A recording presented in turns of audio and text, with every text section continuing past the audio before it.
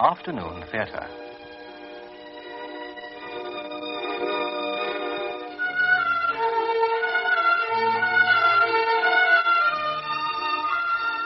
There are two kinds of pity. One is nothing more than the impatience of a heart that doesn't want to get involved. A kind that is not really pity at all, but a means of self-defense. A refusal to accept someone else's misfortune. And the other kind, the only one that counts, is the pity that has decided to endure everything patiently to the limit of its strength. Beware of Pity, a novel by Stefan Zweig, adapted for radio by Gert Westphal and translated by Harry Guest. Music by Peter Tsvetkov.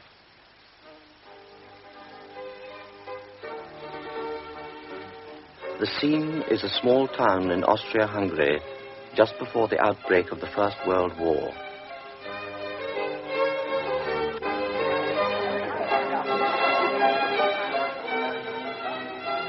There is a dinner party going on at Keckersvalver's castle. It is the first time Lieutenant Hofmüller of the Lancers has been invited. Tall and slim in his best uniform, he is standing in the doorway of the great dining room. The butler announces him. Lieutenant Hofmüller. The other guests are already at table. 40 pairs of eyes look up. Strangers' eyes which weigh up the latecomer. Forgive my being late, sir. I hope my batsman was in time to present my apologies. Yes, indeed, Lieutenant. It was particularly civil of you to send your batsman. I know what the arm is like. It was the least I could do. But as I wasn't sure when you would come, we started dinner. His host speaks and looks more like a schoolmaster than a nobleman, and his eyes look slightly tired behind his gold spectacles. But now, please come and sit down. I will introduce you to the company later on. I shall be delighted. May I perhaps just introduce you to my daughter? Edith, my dear. May I present Lieutenant Hofmüller? Honor. Good evening, Lieutenant. Two grey eyes glance at him briefly. The lieutenant bows to her and then to the company generally, who are obviously pleased not to have to go through the whole ceremony of formal introductions. Very tactfully, he is placed next to the one person he knows, the Baroness Ilona. Good evening, Baroness. Do you remember me? Of course. You were playing chess in the cafe in the village when I went in the other day. How could I forget? That's how it had all begun a few days before, and that was how he had first heard the name Keckersvalver, the name that was to open the gates of this magic castle to him. Burgundy, sir? You haven't tried the foie gras yet. You are spoiling me. I've never dined so well before. When she laughs, the air sparkles. Her arms are bare, and his hand occasionally touches hers, not always by accident. This is a wonderful evening, Baroness. Will you have a maraschino, Lieutenant Hofmüller? Champagne, please. After a glass of champagne, I feel that I can... I drink your health, Lieutenant. May I have the honor of this dance, Baroness? Her eyes say yes even before he makes his bow. Her arms soft and cool. He leads her into the drawing room. While the old people watch and chaperones chatter, several couples spin over the floor which mirrors their dance. You dance wonderfully, Baroness. The whole evening is wonderful. He is happier than he has been for years. He dances brilliantly with each of the four most beautiful women there. Then he returns to Ilona, the Baron's niece. He laughs and dances and circles.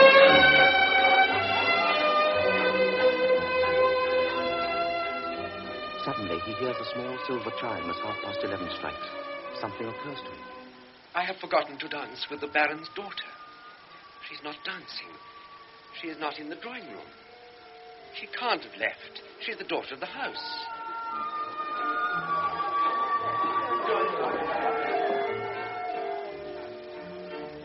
He finds her at last. She is in the next room, sitting between two old ladies.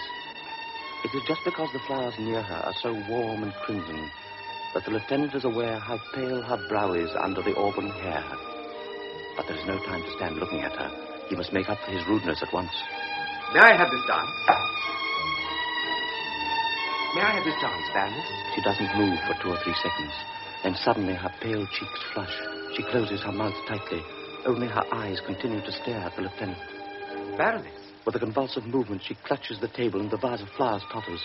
At the same time, something heavy falls with a clatter from her armchair to the floor. Oh, there. Oh, my poor child. Cripple. I can't dance like the others anymore. The two old ladies take hold of her gently. She lets go of the table and falls back in the armchair. She is still crying. I'm sorry. I didn't realize. I'm sorry. Neither of the old ladies bothers to glance up at him, and the lieutenant wheels out of the room. Suddenly, he sees Ilona's face before him. Have you gone out of your mind? Didn't you see? Didn't you know? No, I didn't. I didn't. This is the first time I've ever been here. Edith is a cripple. She can't take two steps without her crutches. And you go and ask her to dance. But, Ilona, I didn't do it on purpose. Oh, please tell her how sorry I am. You must. I couldn't know. I only saw her for a second at the dinner table. Please explain. Ilona! But Ilona has gone hurriedly through the dancing couples. They'll all know in 5 minutes. Soon everybody will be talking about what I did. The servants will gossip about me, and by tomorrow the whole regiment will know. He decides to run away now, before the couples have left the floor. Before he sees his host, he stumbles towards the door and runs through the hall. Are you leaving us already, sir? The lieutenant flings his coat over his shoulders and runs out. In front of the castle, he stands for a moment in the cold wind, his heart full of shame. I don't know how I managed to get back home. I can only remember the first thing I did when I got there. I drank 3 glasses of Slivovitz to try to get rid of the sick taste in my mouth. Then I threw myself down on the bed and tried to think back over what had happened. It was only a misunderstanding. Anyone might have done the same thing. But it wasn't only that I'd ruined the wonderful evening I'd been having with Ilona. I felt cruel. If only I'd kept my head, I could have made it all right again. But I ran away and spoiled everything once and for all. That's why I feel so guilty. That's why I'll be blamed all my life, why all my friends will gossip about me. Last I fell asleep. But I could have only slept lightly and feverishly, for images of the evening kept swimming before my eyes. I saw Edith's anguished face, her hands grasping the table. I heard again the sound of something falling, which must, of course, have been her crutches. And I kept on imagining the door opening and her father coming in. Once the apparition was so vivid that I leapt up. I saw the reflection of my own face in the mirror, pale and beaded with sweat.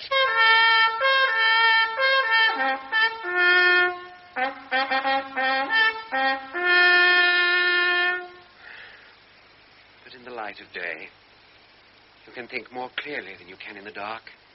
You're not haunted by ghosts once the sun is shining. And perhaps no one else noticed. Only poor Edith, and of course she will never... He suddenly thinks of something. Quickly, he changes his uniform, brushes his hair, and hurries past his astonished batman. But, sir, I've got your coffee. He goes down the stairs 3 at a time, passes the sleepy soldiers on their way to see to the horses, goes out through the gate, and runs to the flower market in the square. Just look at those roses. And fresh in this morning. Smell them. Have you ever seen better? Oh, they are beautiful. How many would you like? All of them. Oh, If you just make up a bouquet, or better still, could you arrange them in a basket, do you think? but of course. Oh, sir. then I'll be off. If you'll arrange them as beautifully as you can and send them straight away, I'll be very grateful. Good morning, miss. But Lieutenant Hoffmiller, sir, not so quickly, sir. Where am I to send the flowers? You haven't given me the address. Oh, sorry. They are to go to the Baroness Edith von Keckeswald. Ah, yes, of course, Baroness Edith.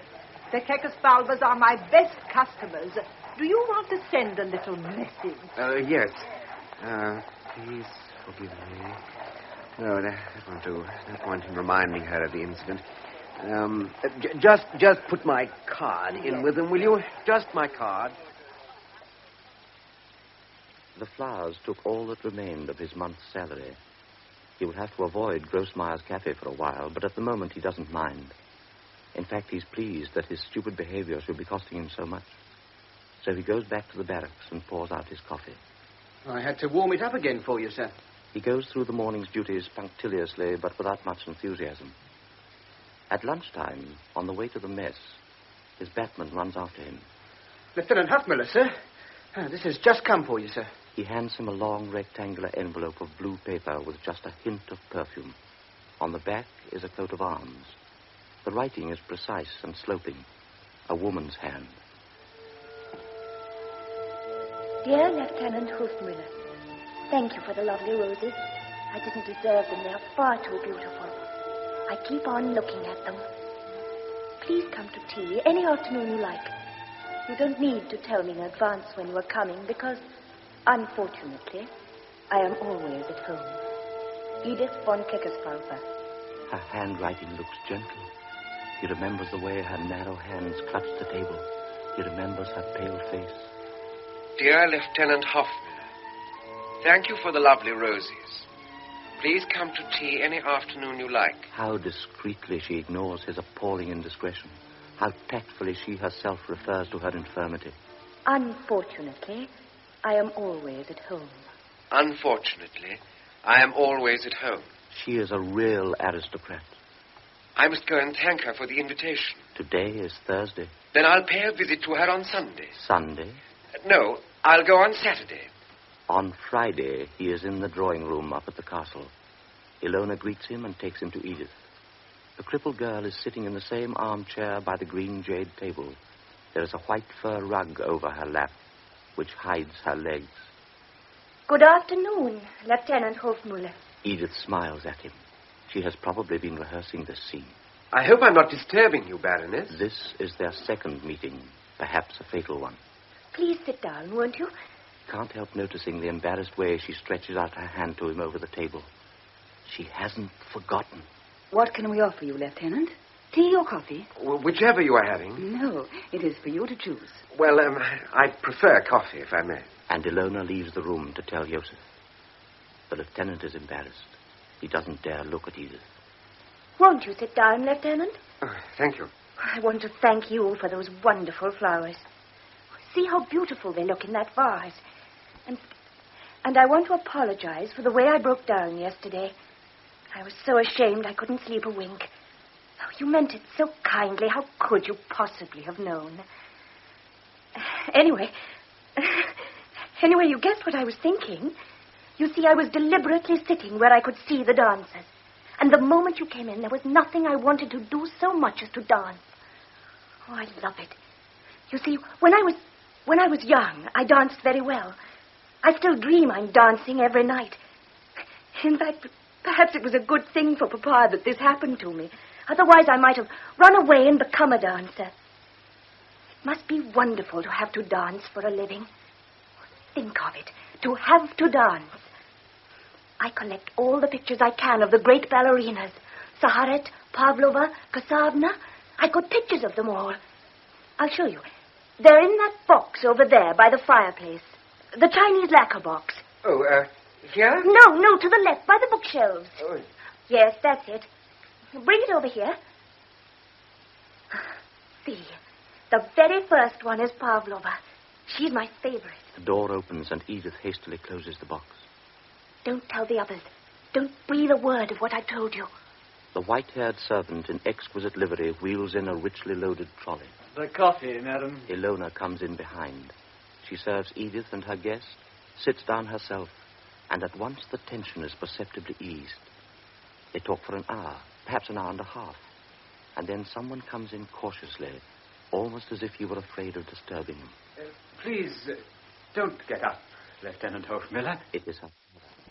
He bends over his daughter and gives her a kiss. The observant eyes behind his gold spectacles make him look rather like a doctor. The worried way he glances at her disturbs the easy rhythm of the conversation they were having before he came in. Excuse me, sir. He's very punctual, Joseph. Tell him to wait. No, he can go away altogether and leave me in peace. I don't need him. Oh, please stay, Lieutenant. It's perfectly all right. But, Edith, dear. I really ought to be going. I'm sorry, Lieutenant. Yusuf ought to have waited instead of blundering in like that. It's only the master, a daily torture I've got to undergo.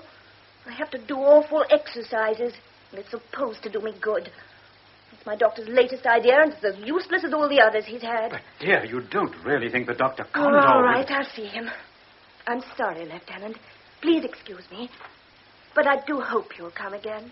She picks up the small bronze bell on the table in front of her. There are bells like this near her everywhere in the house. Joseph reappears. Help me, Joseph. Just to get up. I'll walk by myself. Joseph bends over her and with an obviously practiced movement takes hold of her fragile body under the arms. Once she stands upright... No, stay here with Father, Lieutenant. She looks at them all, then picks up the 2 crutches that were hidden underneath the blanket, bites her lip, and with extreme difficulty she crosses the room. Joseph walks immediately behind her, his arms ready to catch her in case she falls. The lieutenant realizes she won't let herself be helped. She wants everyone to know she's a cripple. The distance from the table to the door seems endless. The lieutenant stands there, hardly daring to breathe, listening to the dry tapping of the crutches. Finally, the noise dies away behind the closed door. But still the lieutenant makes no move. Don't be offended, Lieutenant, if she seems a little brusque sometimes. These last few years, the poor child has gone through a great deal of pain. We tried all sorts of treatment, but improvement is very slow. No wonder she gets impatient. But what else can we do? Kekosvalva stays by the tea table. He doesn't look at the lieutenant. He has picked up a spoon and traces strange patterns on the table, still not looking at the lieutenant. If only you could have seen her before this happened. She was so full of life, so daring, so... And this had to happen to her. Yet, you know, it's very easy to make her happy. I wish you could have seen how delighted she was when your flowers arrived. You'd have almost wept. You can't imagine what a sensitive person she is. She'll be regretting the way she lost control just now. But how long can a child like that go on being patient when progress seems so maddeningly slow? While talking, his eyes have never left the strange patterns the spoon was drawing on the table. I'm sorry, Lieutenant. I've got no right to inflict our problems on you. It's just that I didn't want you to feel any resentment about the way she behaved just now. The lieutenant suddenly takes the old man's hand in both of his. Kekosvalva looks at him in some surprise. They both feel unwilling to break the silence. The lieutenant bows and goes out quickly. Allow me to help you, sir. In the hall, Joseph helped him on with his coat. Suddenly, Lieutenant Hofmiller knew without looking round that Kekosvalva was standing in the doorway, that he wanted to thank him. He felt embarrassed and pretended not to notice that he was there. Good night, Joseph. Good night, sir. And he hurried away from the house of tragedy.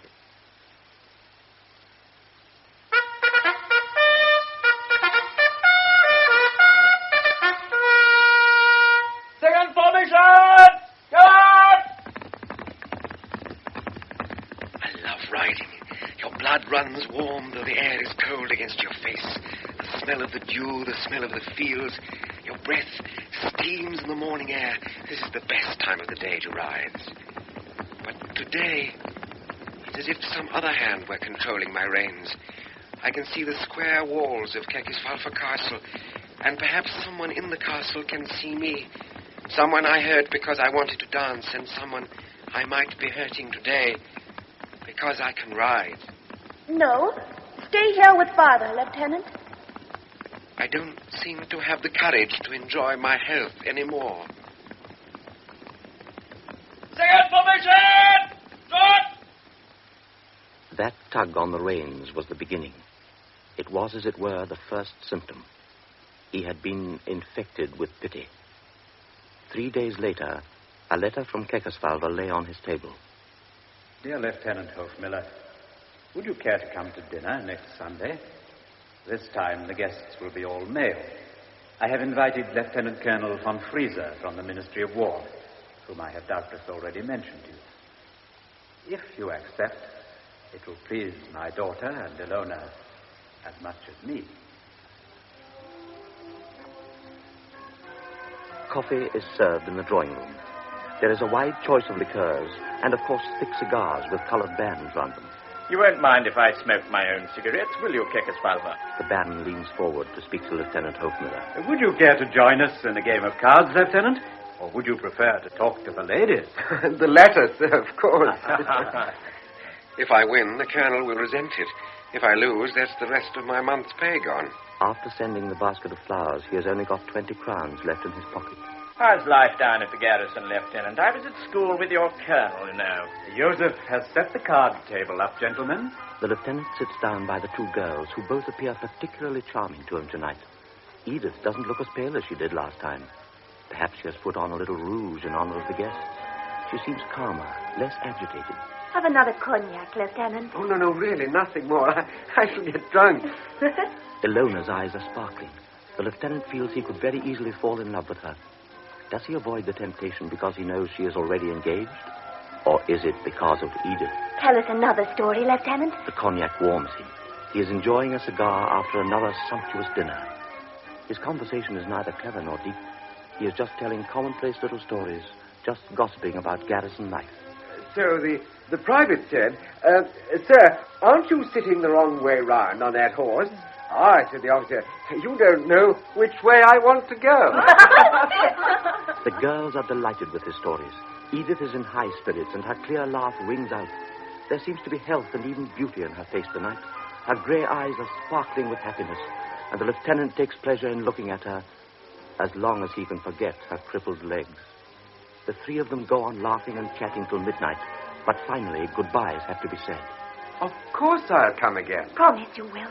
The day after tomorrow, or even tomorrow. I shall look forward to it. And he goes into the hall with the other guests.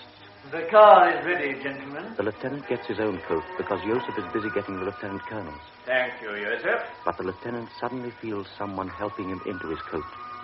It is Kekasvalva. Oh, no, sir, please. It's all right. I can manage. You don't know how happy it makes me to hear her laugh. It was just like the old days before she... Shall we be off then, Lieutenant?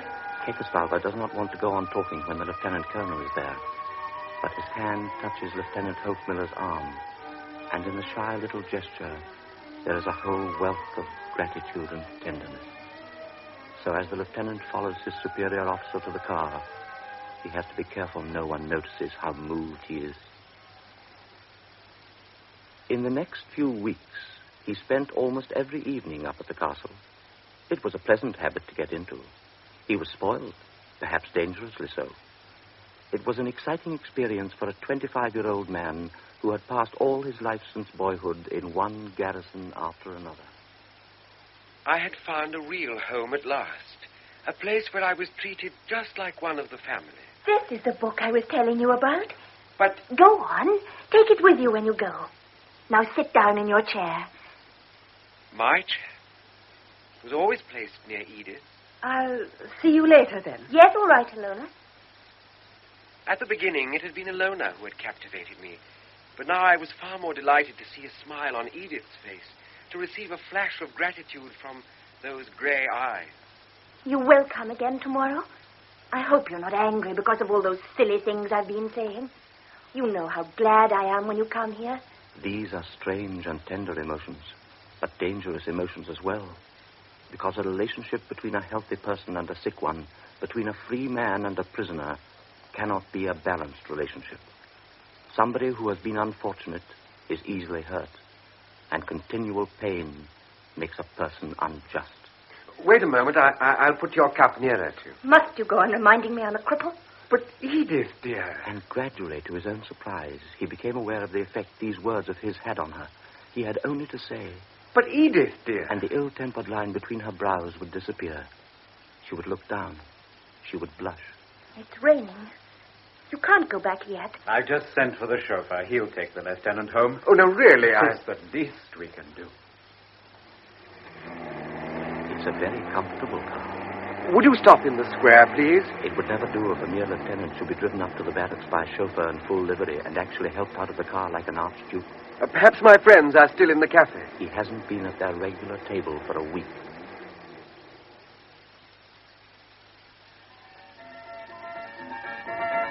The front room of the cafe is already in darkness, but in the billiard room at the back, lights are still burning under green shades. And there his friends still are, Lieutenant Ferenc, Lieutenant Yotzi, and the regimental doctor. Hello, Tony. You honor our sordid table with your presence. Coffee for me, please, Grossmeyer. Oh, it's new. Well, the best bit of news is that you've deigned to put in an appearance at last. Look, Tony's got his best uniform on, and he's wearing patent leather shoes in this weather. Oh, it's supposed to be pretty good up at the Baron's place. 5-course meal every night, so our friend the chemist says. Caviar, champagne. It's a bit different from the stuff we've had to put up with. You know, Tony, we'd underestimated you. I must say you might spare a thought for us. You might just drop a word in the old man's ear, you know. I've got a couple of friends I'd like to introduce you to. I hope at least you've brought back some cigars. No, I haven't. Still, have a cigarette. He takes out his cigarette case without thinking. It had been his 25th birthday the day before, and the two girls had found out. So when he had picked up his napkin at dinner, he had felt something heavy inside. It was a gold cigarette case. Well, look at that, Yahtzee. Real gold. Oh, and look at this. There's an inscription. To our dear friend Anton Hoffmiller, with many happy returns of the day from Ilona and Edith. You'd have only got a box of matches from me. Would you care for another game of cards? Oh, do you hear that? He wants another game at 12:30 when the place is closing up. The rich don't worry about time. Of course, his friends hadn't meant it unkindly, but something had been destroyed in him. His confidence. Up till now, I'd thought I was going to the castle to give and to help. Yotzi and the others take it for granted I'm a parasite. I oughtn't to have accepted that gold cigarette case. Nor the silk scarf. An officer oughtn't to allow expensive cigars to be slipped into his pocket at the end of an evening. What about the horse? God, I must speak to the Baron tomorrow. I'd forgotten he'd said something about lending me a horse. That chestnut mare of yours now, Lieutenant. Which, of course, I'm still paying for. It's not a very good horse, is it? He's right, of course. But I can't let him lend me a 3-year-old out of his own stable. Now, this is a beautiful horse. You could win any race you liked with this one. He said lend. And I know what that means. He wants to buy me the way he's bought Ilona. He's promised her a dowry if she'd nurse his daughter for him. He's paying cash down for my pity. And I hadn't noticed how I was turning into a complete parasite. He has forgotten how the old man touched his sleeve in the hall that night. How he smiles each time he comes into the room. A complete parasite. He has forgotten the obvious sincerity of the two girls. Well, I shan't go up there tomorrow. Why didn't you come yesterday? There must have been a good reason for keeping us waiting all day. Otherwise, you'd have rung us up. Oh, of course I would have done, only we had an inspecting officer down, and then I'd hoped to get away at 5, but the colonel wanted me to put a new horse through its paces for him. Oh? Did the colonel like this horse? Well, I don't know whether he... That's enough of these lies. There was no inspection yesterday. At 4:30, you were in the cafe. And they certainly didn't bring the colonel's new horse in there for you to look at. At 6, you were still there, playing cards. Our chauffeur saw you. I'd sent him to find out where you were. I thought you must be ill, or you would have telephoned. Now you're saying to yourself that I'm on edge. Well, I can't bear to be kept waiting. That's why I sent the chauffeur. I'm not ashamed to tell you all this, yet you think up all sorts of stupid lies. Edith, my dear, it was just... Look, let me explain. No, I don't want to hear any more of your lies. Why didn't you just say, I don't want to come yesterday? I don't want any sacrifices. I don't want you to feel you have to come up here and give me 2 hours of your pity every day. If you want to come, then come. And if you don't, then stay away. But don't make up ridiculous stories about inspections and new horses.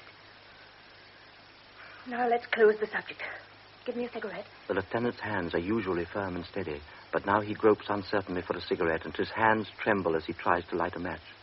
What's the matter? Why are you trembling like that? How could my silly outburst have moved you? Papa's right. You are a remarkable man. The door opens softly and Kekesfalva comes in. He might have heard the last few remarks, or perhaps it is just the usual shy and guilty way he approaches his daughter. I should like a word with you, Lieutenant, if you please. You don't mind, my dear, if I take your guest away from you for a moment? I have no claim on the lieutenant. I'll say good night, then. We'll go to my study. That is, if you don't mind. Oh, not at all. I should be honored. Sit down, Lieutenant. Sit down, please. I have a great favor to ask of you. I know I've got absolutely no right to trouble you. You hardly know my family. You can refuse, of course. He has taken his glasses off. Without them, he seems naked and defenseless.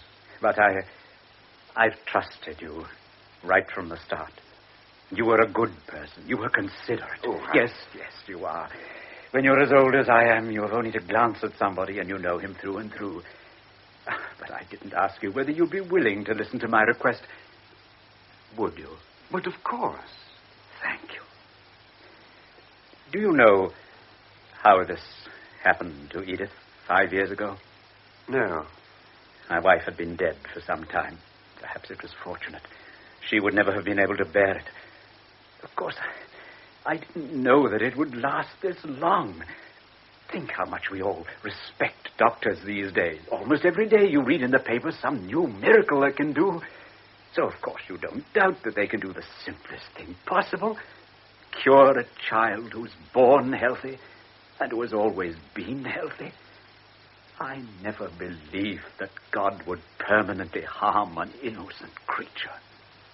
You've tried every kind of medical advice, I suppose. Of course, we would travel miles to see any famous doctor. They've tried this and that. They've said there's hope. They've taken their money and gone away again. And everything's stayed exactly the same.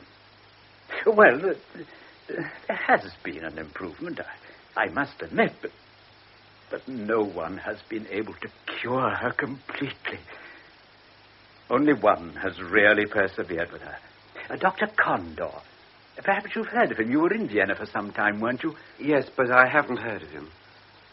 I can't tell you whether he's a better doctor than all the others, but I do know that he is a better human being. He's got a burning desire to be stronger than disease, and not because of ambition like the others, not to get rich or get a title. The old man has become very excited. His eyes, still unprotected by his glasses, have taken on a gleam of violent enthusiasm. He's a marvelous man, I tell you. He once undertook a case where he wasn't successful. He'd promised that he would save the sight of a woman who was going blind. And when she did eventually go blind, he married her. Think of that. A young man marrying a blind woman 7 years older than himself. Oh, she wasn't beautiful. She was penniless, neurotic. She'd been nothing but a burden to him. You could see what sort of a man he is and how fortunate I am to have found somebody like him. He will help her if anybody can. And pray God he can. The old man joins his hands together as though in prayer. Now, Lieutenant, this is the favor I want to ask you. It's just because Dr. Condor is such a good man that I feel anxious. I'm always afraid that he considers my feelings and therefore won't tell me the whole truth. I am old now and none too well myself. I must know if I shall live to see my daughter walk again, completely cured. I must know that. I can't go on with this uncertainty. He stands up and crosses to the window. The lieutenant knows this movement now. When Kekosvalva feels tears coming into his eyes, he turns away quickly. He doesn't want pity any more than his daughter does. Forgive me, I didn't intend to say as much as that. Yes, Dr. Condor arrives tomorrow from Vienna. He will examine Edith about midday and leave by the night express. I thought it would be a good idea if you were to ask him, quite casually, as a stranger, someone quite disinterested, whether she will ever be completely cured, and how long he thinks this will take. I don't think he would lie to you. He doesn't need to spare your feelings, but naturally, you mustn't let him know that I've spoken to you. Will you? Will you do this for me? Yes, sir. I promise you I'll do that for you. I knew you would. The first time you came back here and was so nice to Edith after... Well, you know, I felt straight away that there was someone who'd understand. And if ever I can do something for you... No, don't misunderstand me. I don't mean anything material. I just mean that I have good contacts. I know a number of people in the various ministries, in the Ministry of War, for example. And it's always useful nowadays if you've someone you can count on. And you never can tell. There might be a time when, you know... Kekosvalda has not once glanced at the lieutenant while he has been talking. Now he looks up, slightly exhausted, and puts his glasses on again with trembling fingers. Oh, perhaps we'd better go back. Otherwise, Edith might guess we've been... Since she's been ill, she's become far more acute than normal people. From her room, she knows everything that goes on in the entire house. She guesses what you are thinking before you've spoken it. Therefore, I must suggest we go back before she starts suspecting something. It is difficult to describe how moved I was by this conversation. That the Baron should have chosen me out of all his friends and acquaintances pleased me more than any congratulations or praise I'd ever received. But my pleasure was mixed with guilt when I realized how thoughtless I had been. How could I have gone on coming to this house week after week without asking the obvious question, will she always be crippled like this?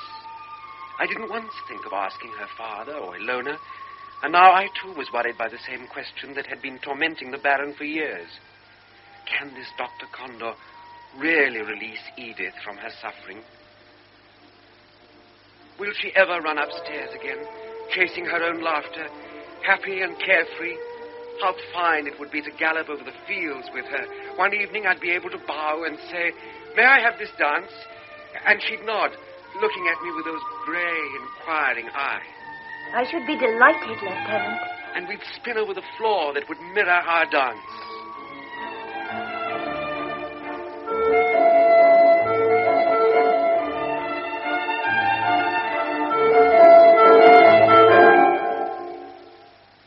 I impatiently counted the hours till I could speak to Dr. Condor and learn the truth. Dr. Condor was a disappointment.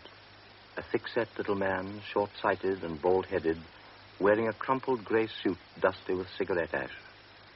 His eyes looked rather dull behind cheap-looking steel pince-nez. At the end of the evening, the lieutenant found no difficulty in leaving the castle with him. No, please don't order the car, Baron. I'd really prefer to walk. I need some fresh air. I spent the entire morning in the hospital and then caught the train to come here. And of course, I will take the lieutenant with me. No, really, I ought to be off. I'm on duty very early tomorrow. Well, if it's all the same to you, we'll walk. You know, our host ought to get more sleep than he does. A full moon stood in the sky, a polished coin of silver in the starless night. Their feet crunched on the frozen gravel. Condor didn't break the silence until they had shut the garden gate behind them.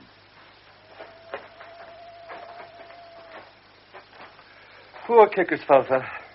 Perhaps I was a little short with him, but he'd have kept me there for hours if he could, asking me 100 different things, or rather the same thing 100 different times. I simply couldn't stand any more. You expect questions and complaints the whole time from your patients, and you've got a stock of comforting phrases for them, just as you've got sleeping tablets or painkiller. But no one makes life so impossible as relations who always want to know the truth. I have explained over and over again that I've got a very serious case at the moment in Vienna, a matter literally of life and death. Yet he telephones every day and insists on speaking to me personally, trying to wrench some hope out of me by force. Forgive me, Doctor, but I would like to ask you something, if I may. You know the case better than anybody. Is Edith's paralysis incurable or not? Condor looked up sharply. The lieutenant had to lower his eyes. Had the doctor suspected Kekosvalda's request? It always comes to this in the end, doesn't it? Curable or incurable? For me, there is no such thing as an incurable disease. There are only diseases that aren't curable now. 3 months before I took my degree, my father died. He'd been in constant pain for years, diabetes. Now, just listen. A few days ago, I was at a conference, and we heard a lecture about some experiments that are being carried out in America and elsewhere, and apparently with very satisfactory results. So within a decade, it is hoped we will be able to cure diabetes, or at least to keep it in check. Now, do you think I'd go on plaguing Edith with new methods all the time if I didn't hope to cure her eventually? So you believe she'll get better? Which means you must have already noticed a certain improvement. Nonsense. Have you noticed any? You've known her for a few weeks.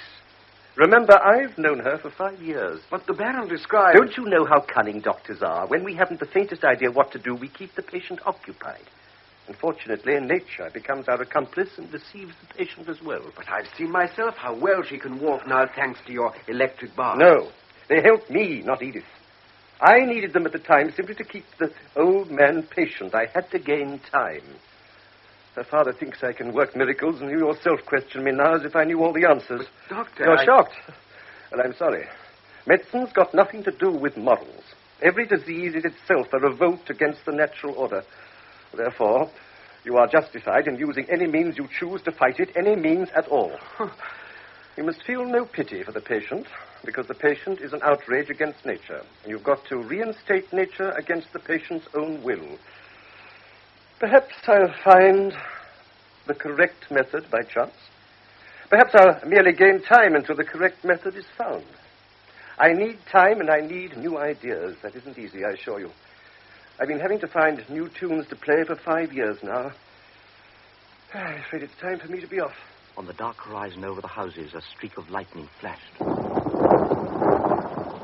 The heavens answer us, you see. We're in for a storm. Come with me for a little way, will you? Yes, of course I will. I don't want you to think that I've given the case up. On the contrary, I'd willingly go through another 5 years. As a matter of fact, I've just read about a colleague of mine in Paris who succeeded in curing completely a 14-year-old boy who was paralyzed for 2 years. And it seems this Professor Virno only took 4 months to do it. Of course, I've written to him and asked for details. Perhaps there is a possibility there. I say perhaps. Anyway, I've probably said too much. Do you mean... I mean nothing. I know nothing. I promise nothing. Thank you for your company. You'd better go back quickly, otherwise you'll get soaked. And without shaking hands with the lieutenant, the doctor hurried away into the station, visibly annoyed. Condor's prophecy was correct. There was going to be a storm. The lieutenant hurried through the small park that lay between the station and the barracks. He had almost reached the gates, when in the bright second of a lightning flash appeared the figure of the old man, bareheaded, his gold spectacles gleaming. Baron! What in heaven's name are you doing here? Didn't you say you were going to bed? No, I couldn't sleep. I wanted to... But you must go home quickly. The storm's going to break any moment. Isn't your chauffeur here? Yes, over there. Well, hurry. If he drives quickly, you'll be home in time. Now, come on. Yes, I'll come, but first tell me, what did he say? Well, what did who say? Dr. Condor. You asked him? Oh, yes, tomorrow. I'll tell you tomorrow everything he said, every word. Now, please, come to your car. But the old man staggered like a drunken man and collapsed on the bench. The wind drove the leaves over the path and blew them up into their faces. The old man did not notice. For him, the clouds and the rain did not exist. Tell me, please, what did he say? The only thing on earth that mattered to him was whether his child would get better or not. How could I have made myself tell him the truth? That, in fact, Condor knew nothing yet. He sat by me trembling, stuttering with excitement and weakness. He just wanted some hope to cling to. So I told him the few reassuring things I'd heard from Condor about the new cure which Professor Virno had tried in Paris with great success. And immediately I noticed how he pulled himself together. I oughtn't to have said anything more, but the pity I felt for him made me go on saying what I had no right to say. Does he really believe that? Did he really say that? And in his weakness and impatience, the lieutenant replied yes to every question.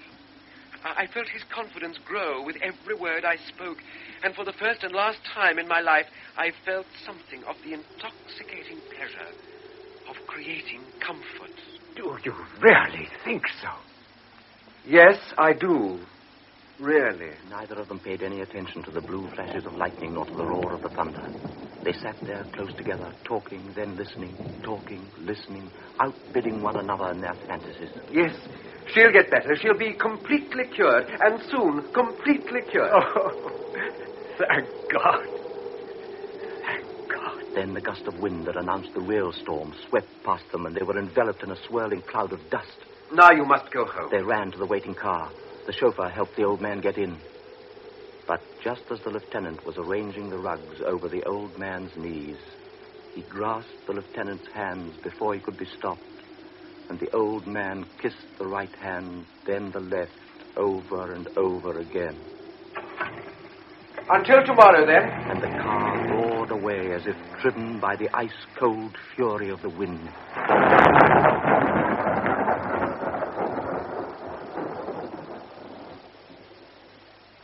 the next day, he didn't realize what he had done. He didn't grasp how far his pity had led him on. And so he was surprised by the sense of joy, the dizzy happiness that was waiting for him up at the castle. At last. I've been waiting for you all day. Now, quickly, tell me everything, and in detail. Papa was so confused. Do you know, he came and woke me up in the middle of the night. You ought to have seen him. He was laughing. It was so good just to hear him laugh with happiness. Then Eleanor arrived. Yes, and we laughed and talked till it was dawn. Now, tell me, what is this new cure? He stood appalled. What had Condor said? What could he himself have said? What was it that pity had forced out of him to make this house bright with gaiety again, a distracted man feel young again, and a suffering girl think she was well? What's the matter? Why are you hesitating? What did Dr. Condor tell you? You know already. It's very good news. But when will he begin? How long does the treatment last? There's no definite time limit. Dr. Condor only spoke in general terms about the method. He doesn't know yet. I mean, no two cases can ever be quite the same. You don't know him. He's terribly cautious. But if he only promises something in the most general terms, you can bank on it absolutely. Oh, you just can't imagine how I feel. Edith was transformed, but the lieutenant was confused and worried by what he had done, and yet at the same time pleased to have done it. As in a dream, he walked back to the barracks. Seeing his batman, he smiled at him and gave him a crown before he'd had time to open his mouth. Oh, thank you, sir. There's a telegram come for you. He tore it open with unwilling fingers. There were very few words in it. Summoned to K. Stop. Essential, I see you first. Stop. Expect you 5:10 station. Condor. I'm glad you're punctual. Well, I'll get straight to the matter. Dr. Condor pushed the lieutenant before him into the first-class waiting room. The room was empty now that Vienna Express had gone. Now, sit down. The day before yesterday, I got a telegram. Dear friend, please come most urgently. Expect you most impatiently. Sincerely grateful, Kekesfather. Then yesterday, a long, long letter from Edith arrived. She couldn't say how happy she was, how much she trusted me. She assured me she would obey me utterly in every way once the new cure had begun. Now, at those words, the new cure, it dawned on me what had happened. You must have talked. Now, please don't deny this. I had spoken to no one else about Professor Bureau's methods. It must be on your conscience that they all believe up there that Edith will be cured in 6 months. However, I didn't ask you to come here to accuse you, but to... Well, what I've got to tell you will give you an unpleasant shock. I received Bureau's answer yesterday morning by the same post as Edith's enthusiastic letter. Unfortunately, his method is not applicable in Edith's case. So now you see where things stand. You have driven the girl mad with hope. The lieutenant felt his hands grow cold. He recognized that Condor was right, but he instinctively felt the need to defend himself. But I only did it with the best out of intent. pity. Yes, I know. But pity is a two-edged sword.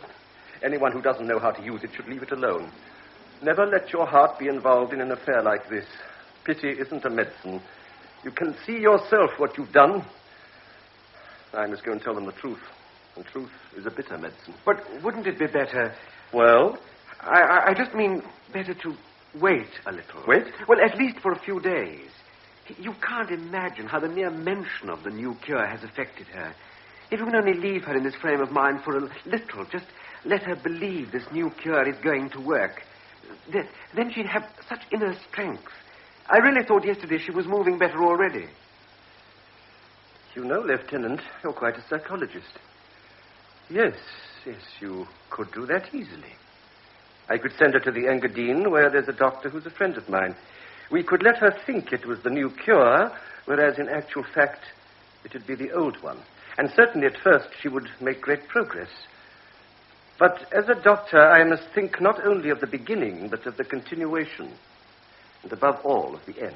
But you yourself have just implied there would be a substantial improvement. At first, yes. But what then? What will happen when she finds she's been deliberately deceived? No. Never postpone telling the truth. Would you have the courage in my place? Yes.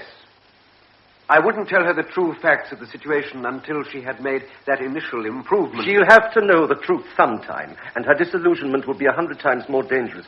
In fact, the shock might be greater than she could bear. This could endanger her life, Lieutenant. Will you accept such a responsibility? Yes, I will. I'm absolutely convinced that it will help Edith immeasurably if she can be made to believe in an eventual cure, just for the time being. If it becomes necessary to explain that I perhaps promised too much, then I will take it upon myself to break the news to her, and I know she will understand.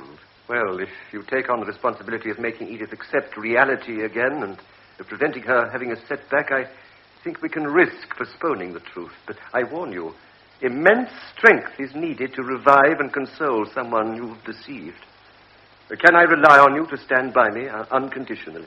Unconditionally. Good. Then I shall advise her to try a cure in the Engadine, but I shall explain that Virnow's method is in no way proven, and that neither she nor her father must expect a miracle to happen. If in spite of that, they insist on putting all their faith on a cure, then it is up to you to clarify matters. Well, that settles it, then. It's time I was going. 3 hours later, the lieutenant found a note on his table. It had been left for him by the chauffeur. Dear Anton, come tomorrow as early as you can. I've got so much to tell you. Dr. Condor has just been here. I am to leave with him in 10 days. I cannot tell you how happy I am. Edith. Everything went according to plan, as by now the lieutenant rather feared it would. An enthusiastic welcome greeted him the moment he entered the garden. Why are you bringing me all those flowers? I'm not a prima donna. Oh, aren't they lovely? Well, we're off to the Engadine in 10 days' time. I'd always known that those electric baths and massages were no use. But now you'll see. Why don't you say anything? You just sit there looking stupid. Sorry, looking shocked. Just like the day before yesterday. Ilona, please put those flowers in water. Yes, my dear. Now, won't you be happy like me? Of course. I'm terribly happy for you. You don't show it much. But, dear child... Don't always call me that. You aren't all that much older than I am. But why shouldn't you be happy? You're getting a few months off now we're closing up here, so you're free of your boring Good Samaritan duties for a while. Oh, you must be looking forward to it. Do you really think that? July, August, and September are the worst months for us in the cavalry. It's our busiest time. Nothing but maneuvers and parades. You're on duty from morning to night, right to the middle of September.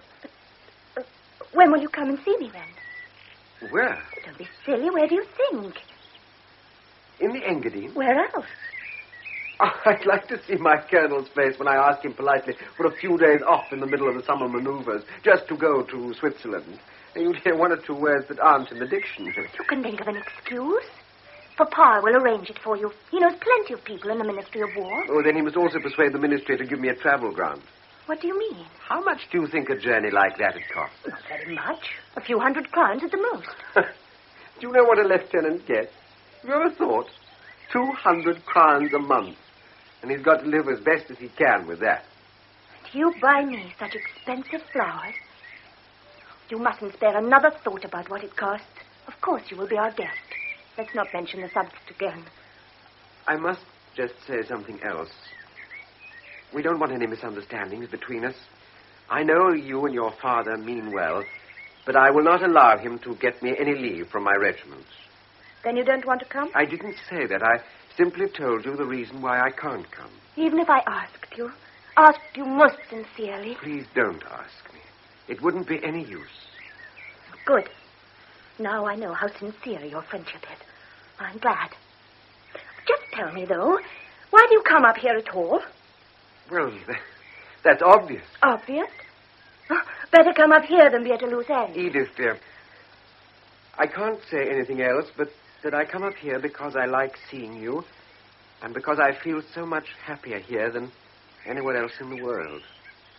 When you and I talk, Well, perhaps you'll think I'm being a bit presumptuous, but I have the impression that you like my being with you. When I see you, I feel... What do you feel? That there's someone to whom I'm not entirely unimportant. Of course, I know I'm a pretty ordinary sort of person, but then I remember how you sit alone up here, and perhaps you're glad if someone comes and sees you. Can you understand this? Yes, I understand. I understand very well. You come here out of pity. Thank you very much. I don't want a friend who's only interested in me as a cripple. Don't look so shocked. Of course you're hurt when someone tells you the truth. Thank you for sacrificing so much of your time to me. Well, I don't need you. I don't need anybody. I'll soon have finished with it all anyway. Look, do you see this scar? I tried it once, but the scissors were blunt. But I missed the artery. This knife is better. I'd rather die than have your pity. Edith! Get away. How dare you touch me? Let go. Let go, I say. When he didn't obey, she twisted her body and pushed him away from her.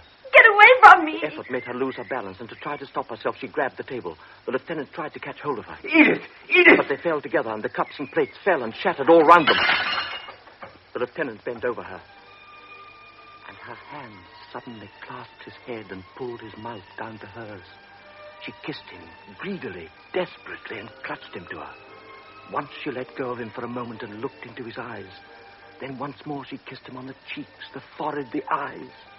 You silly idiot. You fool. You fool. Suddenly she let go of him. Her head fell back onto the stone, and her eyes glowed in triumph. Now go away. You idiot. You silly idiot. They heard steps. Was it Ilona, they wondered, or had Joseph heard the noise of the crash? Terrified of meeting anyone, the lieutenant rushed through the garden, and for the second time he was a fugitive, fleeing like a thief from this fateful house.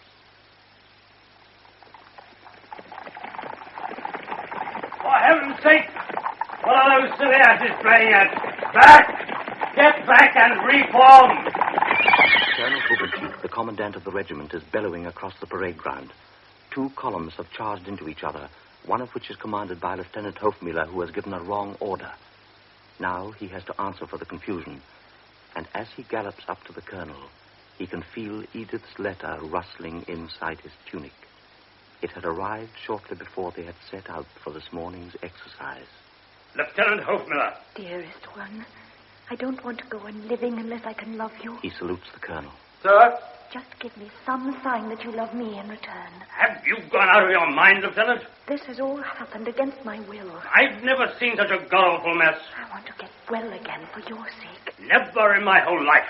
If you believe in me, I shall no longer be a cripple. Just pull yourself together, man. I think of you every moment of the day. Haven't you got any sense at all? Forgive me for loving you, my dearest. The lieutenant stands immobile at the salute. I will not permit an officer of mine to give such a bloody silly order. I don't want to see your damn face again today. Come and report to me tomorrow at noon. Then, with the sudden brutality of a kick... Yes, mess!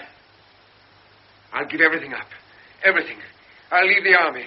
I want to get away, even from them, in their dismal castle. The lieutenant still thinks he wants to get away, even though, while he sits in the Vienna Express, he can't get Edith's passionate letter out of his mind. I implore you, my darling, don't be angry with me. I want to get away. He thinks he does, even when giving the address to the cab driver. Dr. Emmerich Kondor, Floriangasse 97 in the 8th. And the cab rolls through the streets of Vienna.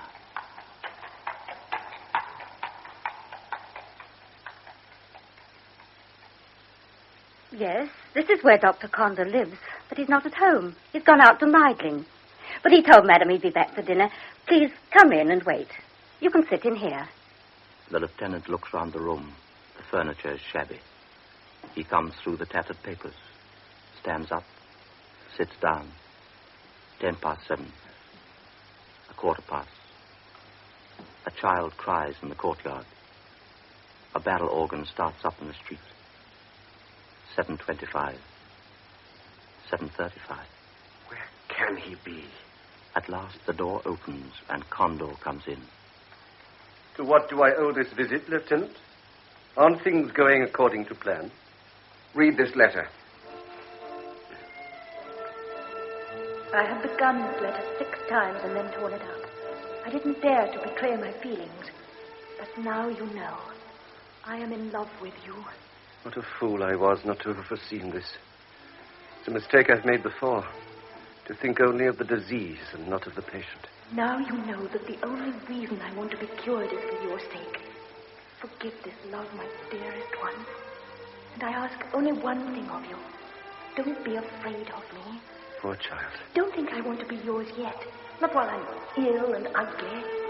I'm going to wait patiently until God has mercy on me and cures me. You have shown pity for me the way no one else has in the world. Oh, God, what have we done? Now she won't be satisfied with a slight improvement.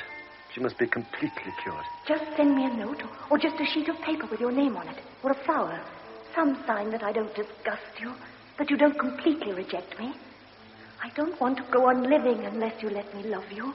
This is an extremely dangerous situation. I agree. You must write to her at once. You must say... What must I say? Well, that this infatuation is childish. It's insane. You must explain to her. Explain what? Explain she oughtn't to be in love? Should I say, you're ill, you're crippled, you haven't the right to be in love? No, but I can't say that to her. No, of course you can't, neither can I. The poor child must never know that you find her love unbearable. You must never let her suspect it in your slightest gesture or word. But somebody must explain to her. Explain what? I mean, that it's hopeless, completely absurd, so that she... When I... Lieutenant, you didn't come here simply to show me this letter. Either say what you have to say clearly and comprehensibly, or I must ask you to leave. The little doctor's spectacles glinted accusingly. The lieutenant looked at the floor. I don't find your silence very comforting. Perhaps you intend to break off your so-called friendship as a result of this letter. Or perhaps some event that made her write it. Do you want to shake them off? Now, when you've turned her head with your pity? You know what that would be, don't you? The lieutenant was silent. It'd be cowardice. Cowardice, do you hear? Come now, don't draw yourself up and take offense like that. We'll leave your military code of honor out of this. More important things are at stake than my calling you a coward. We are talking about a young person for whom I am responsible, so I won't be polite. I repeat, it'd be cowardice or even murder. Edith is very sensitive and very proud. How do you imagine she would take it if the first time she offers herself to a man, he answers her by running away? It'd be murder. And what is worse, premeditated murder. But, Doctor, what ought I to do? What can I do? How can I behave as though I was encouraging her? I mean, it's madness. I wouldn't be able to keep it up, and I won't try. I won't. I couldn't. Keep your voice down, for heaven's sake, and sit down again. Now, let's take things one at a time. Of course you're horrified when a passionate confession of love has been made to you, and you don't reciprocate her love. But I must ask you whether, in this case, is it Edith's being a cripple that revolts you? No. Oh, no. Good. Then I can only assume, may I speak frankly? Of course. Well, that you are horrified, not because of the idea itself, but because of the consequences. How do you mean? I mean that you are afraid that others will get to know of your love and laugh at it. So you are afraid of being a laughingstock. The lieutenant said nothing. Condor had read his heart. This was, in fact, why he had kept his relationship with Edith secret, why he had never breathed a word of it to any of his brother officers, and why occasionally he had felt ashamed of it himself. No need to feel ashamed. I understand better than anybody what it's like to be afraid of people once you do something out of the ordinary. But believe me, it's rewarding to take on something very hard and difficult if you're saving another human being by doing so. I'm not strong enough. Don't count on me. You must help Edith. I can't. It's better you know now, so you won't be disappointed later on. Don't count on me. I want to know the whole truth. Have you taken some definite step? Have you done something irrevocable? Read this. What is it? My letter of resignation. I'm leaving the army. Condor read it slowly and then folded the sheet of paper up carefully without speaking. This letter would mean that you left the district. Yes. And didn't come back. Yes. So it isn't only a letter of resignation, but also a death sentence. A death sentence for Edith. You realize this, of course. I've asked you once, and I shall ask you again. Do you take the full responsibility on your conscience? The lieutenant said nothing. The doctor moved across to him and held out the sheet of paper. The lieutenant turned away and put his hands behind his back. May I tear it up? Yes?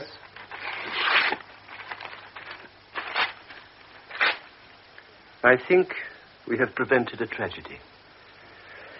And now to business. I must say I'm grateful for this opportunity to get to know you, but I'm unhappy about the way you make decisions so quickly and then as quickly give them up again. But don't do anything sudden from now till Edith goes to the Engadine. And above all, don't let her guess from anything you say or do how this love of hers disturbs you. I don't think this is a difficult request. 7 days of self-control to save a girl's life. Will you do it? Of course I'll do it. And if something should crop up, I mean, if your strength fails or if Edith suspects and loses her confidence, you may send for me at any hour of the day or night. I'll know what it's about. And now I must go to my wife, otherwise she'll worry. Even after so many years, I must be careful never to offend her. Somebody who's been hurt by fate once can so easily be hurt again. The doctor stood up and put his hand on the young man's shoulder. I'm glad you came to me and didn't just run away from her. After all, you can run away from anything, but you can't run away from yourself. Goodbye.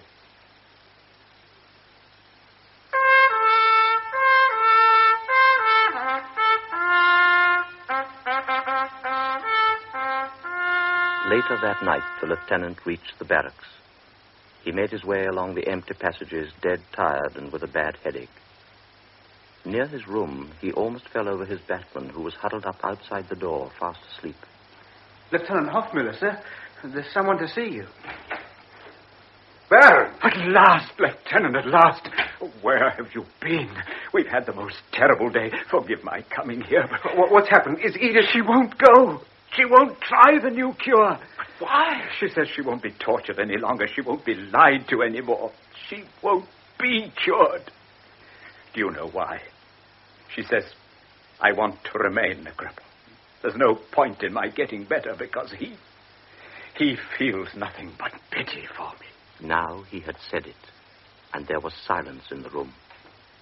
Then the old man moved suddenly and awkwardly. He lurched out of his chair to his knees, and as the lieutenant hurried to help him up, the old man took his hands in his. You must help her. You're the only one who can. Be merciful.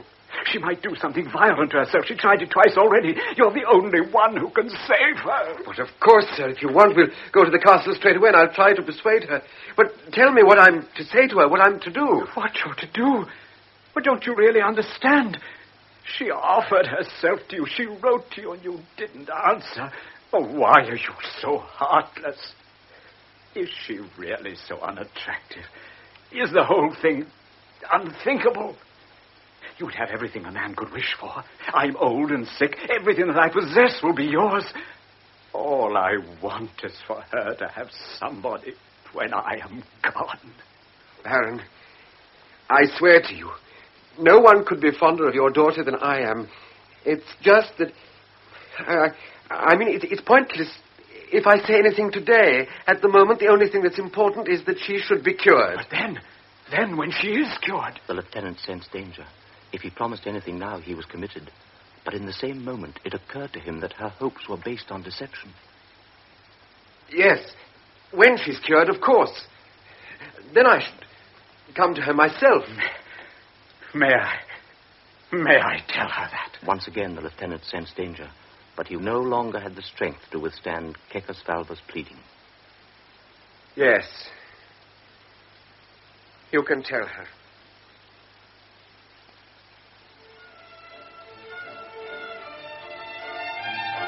Ah, sir. Please come into the drawing room. Miss Edith is expecting you.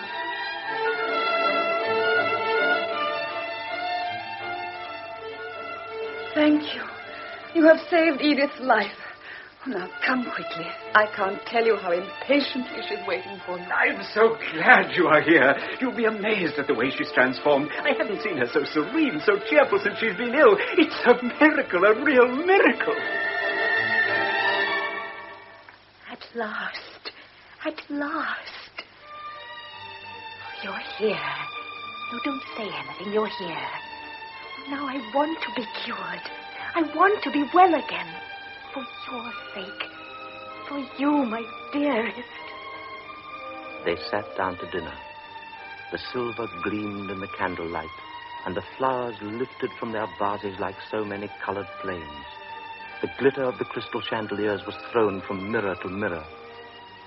The old man sat upright at the head of the table. Never had Edith and Ilona seemed younger. The fruit glowed in the bowls. The footman filled the glasses with champagne. Edith, may I drink your health? Yes, my health. I want my health back for your sake. We must all pray for it. The old man stood up. He could hardly speak. The lieutenant went round the table and embraced him. Then he saw Edith looking at him with her great grey eyes. He saw her lips parted. He bent over her quickly and kissed her on the mouth. This was the betrothal. I hadn't kissed her out of pity. The whole moment moved me so much that I had done so without thinking, without intending it. Suddenly I felt Edith's hand on mine. Let me have your hand for a minute. I felt something cool and smooth on my finger. Something for you to remember me by when I'm away. I didn't even look at the ring. I took her hand and kissed it. On that evening, I had created a human being. I was God. On my left sat an old man whom I had brought back from death. He was almost youthful again, gratefully aware of the miracle I was performing. Near me sat a girl to whom my kiss had brought paradise. Gone were her fears, the hell in which she had been suffering. Opposite her sat another girl who was more beautiful than she had ever been, for gratitude was shining in her eyes. I was God that evening. I had also got rid of my own fears. My soul was calmer than it had ever been before in my life. It was only when I got up from the table that I began to feel slightly sad. The same sadness God must have felt on the seventh day when his work was done. For it was time for me to go. If only he had left the house more quickly. But suddenly the hall door flew open. Edith was leaning against the doorpost. She supported herself with her left hand, and with the right she threw the two crutches away. No one need help me. I can do it alone already. I can come to you by myself. She pushed herself into a standing position. Looking straight at the lieutenant, she began to walk towards him unsteadily. One step, then another. She was walking. Come to me. With her arms wide apart. One more step. Now, one more. It was like the proving flight of a bird that had had its wings clipped. She had only 2 more steps to take when she collapsed on the floor at his feet. Ilona, Joseph, and Kekesvalva rushed forward and helped her up. She was sobbing in impotent rage. This moment tore away my illusion. I was no god. I was a miserable human being. I was weak and full of pity, and my pity was destructive. It was now or never. I should have helped her up, gone after her, sat by her bed. I should have told her lies. I should have praised the way she'd walked and stressed how effective the cure would be. But I hadn't got the strength. I couldn't delude her anymore.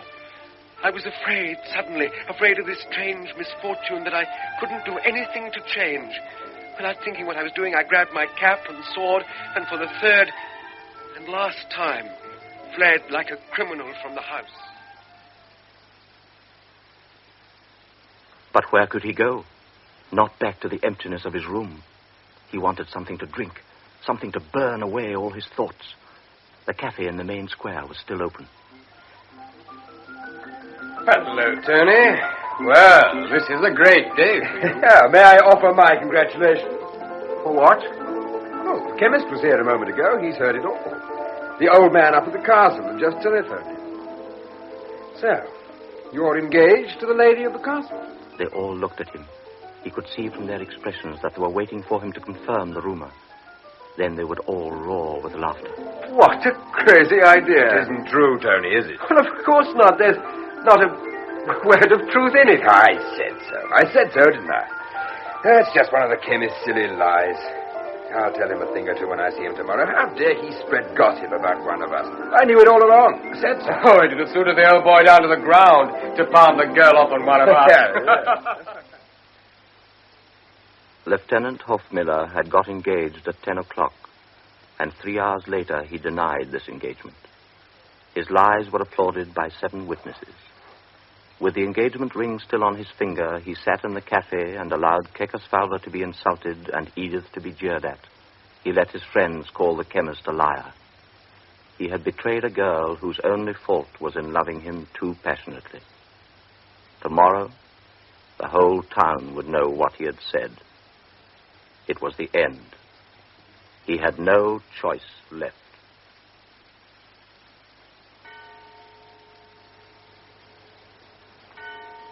Lieutenant Hofmiller. Sir? This is a new fashion, is it? To wear your overcoat unbuttoned? I won't tolerate sloppy behavior. All my officers must be correctly dressed at all times, even at 2 o'clock in the morning. Understand? Sir? Dismiss. I said dismiss. Have you got ears? I request an interview with you, sir. At 2 a.m.? It must be an ugly story to be that important. All right, come to my room. We'll settle this easily. Tomorrow I'll send for all 7 before they set foot on the parade ground. And when I've finished with them, God forgive the man who remembers what you said to him. I'll see the chemist separately, explain you were drunk and hadn't the foggiest notion what those 7 chaps were asking you. That's point 1.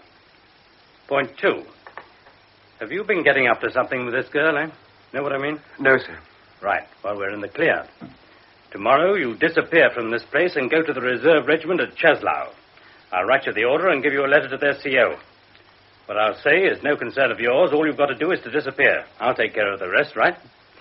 Come here at 5:30 sharp and I'll give you the letter. Then you're off. Understand? Sir.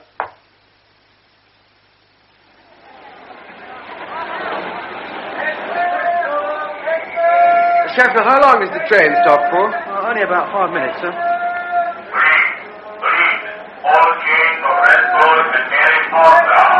Where's the telegraph office? Third door on the left, sir.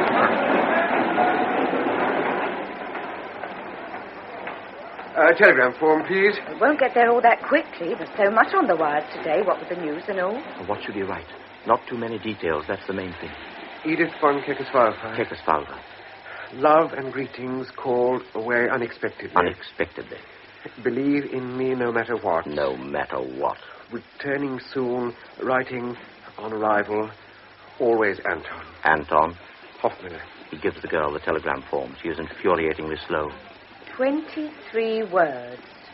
You must put your address on it. I haven't got one. I'm on the train. Then you must put down your destination. We must have an address. Oh, my train's leaving in a minute. Oh, put Chaslau. Yes, the barracks at Chaslau. He only just catches the train.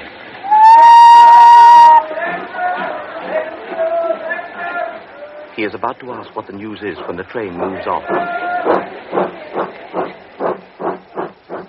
He sinks back on the cushions of his first-class carriage, exhausted after 2 anxious days and 2 sleepless nights.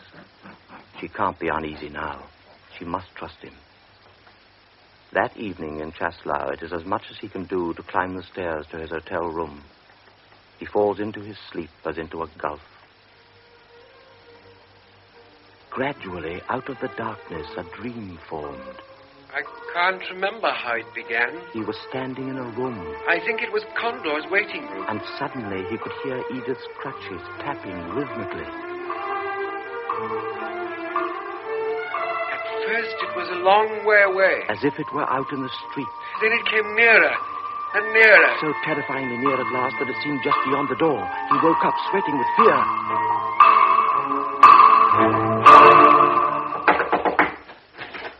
You wanted on the phone, sir? On the phone? Oh, where am I? Oh, yes. Chaslau. What's the time? It's midnight. Do hurry, sir. It's long distance from Vienna. Oh, run and tell them I'm just coming. He pulled his overcoat on over his pajamas and ran downstairs. From Vienna? It could only be Condor.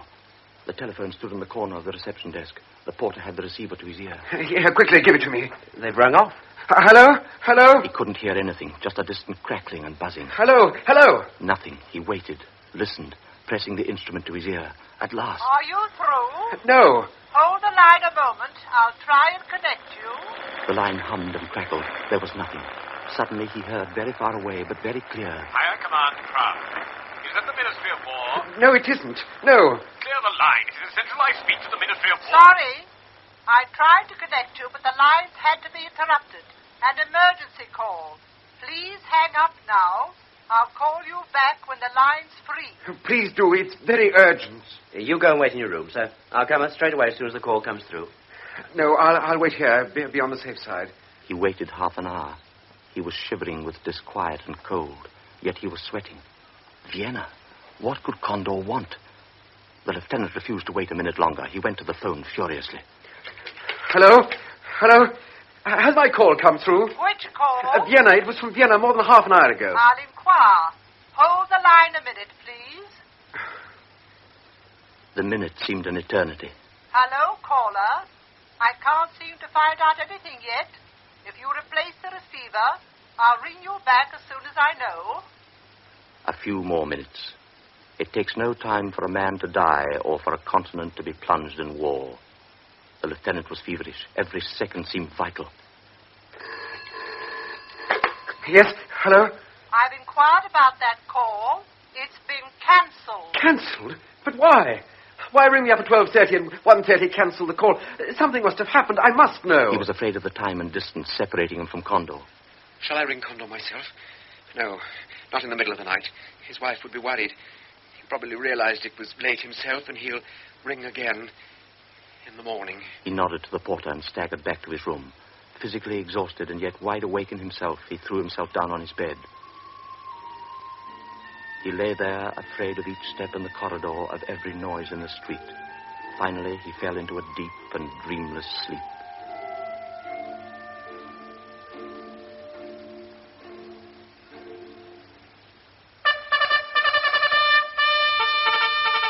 He woke up. It was broad daylight. He glanced at his watch. 10:30.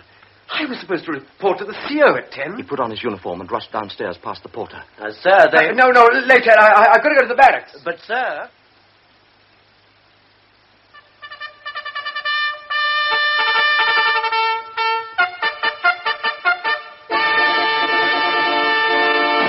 The whole garrison was on parade. Just in time, the lieutenant slipped into place beside the chaplain. The general was announced. He came forward slowly and read from a sheet of paper every eye was focused on. A crime has been committed that has shocked our empire and the whole of the civilized world. Crime? What crime? He suddenly noticed he was trembling. The foul murder... He started to sweat. ...of our beloved heir to the throne. The heir's been assassinated? When? Archduke Franz Ferdinand and his Duchess. That's what the newsboys were shouting about yesterday in Brünn. This terrible blow has plunged our royal house into mourning. He no longer heard what the general was saying. But the Imperial Army is... The words crime and murder struck his heart. Crime, murder. They were Condor's words. Without going to see his CO, he ran back to his hotel. Perhaps there had been a call for him. Oh, sir, there's a telegram come for you. Huh? It came this morning. I wanted to give it you first thing, but you hurried by me and... Yes. I couldn't give it to you. He tore open the envelope. He didn't understand the message. There was no signature. Then he realized what it was. It was simply an official communication to say that his own telegram, which had been handed in at Brünn Station at 3:58, could not be delivered. Could not be delivered? He stared at the words. A telegram to Edith von Kekeswalfer could not be delivered. But everyone knew her in that little town. Please get me, Vienna. Dr. Condor, Floriangasse 97. Is it urgent? Yes, very urgent.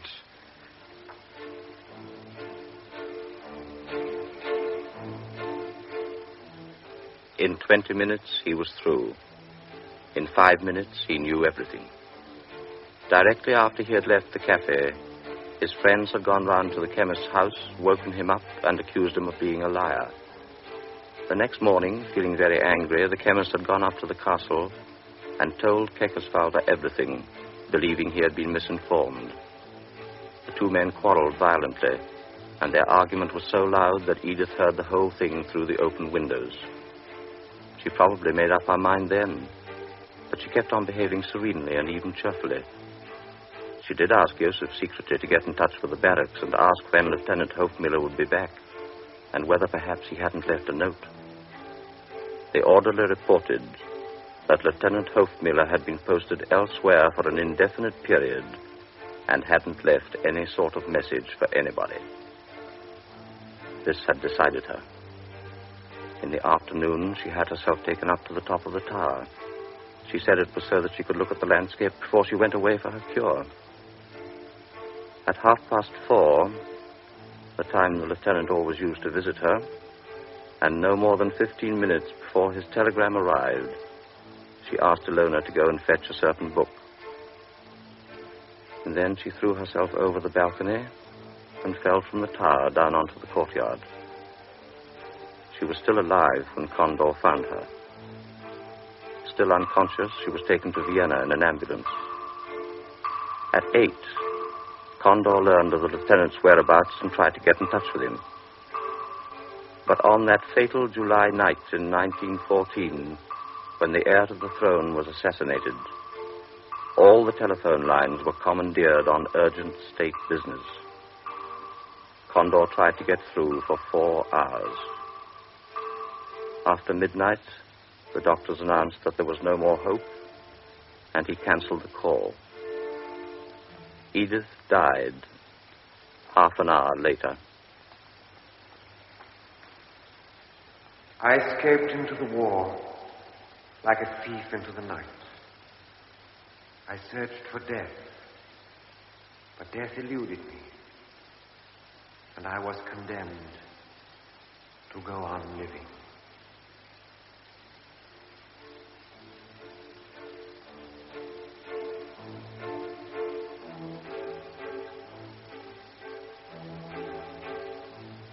In Beware of Pity by Stefan Zweig, adapted for radio by Gert Westphal and translated by Harry Guest, the commentator was Simon Lack, Lieutenant Hofmiller David Peel, Baron Keckesfalver George Hagen, Edith Sheila Grant, Dr. Condor Rolf Lefevre, and Ilona June Tobin. Other parts were played by James Thomason, Hilda Schroeder, James Beattie, and members of the BBC Drama Repertory Company. The program, which was recorded, was produced by Martin C. Webster.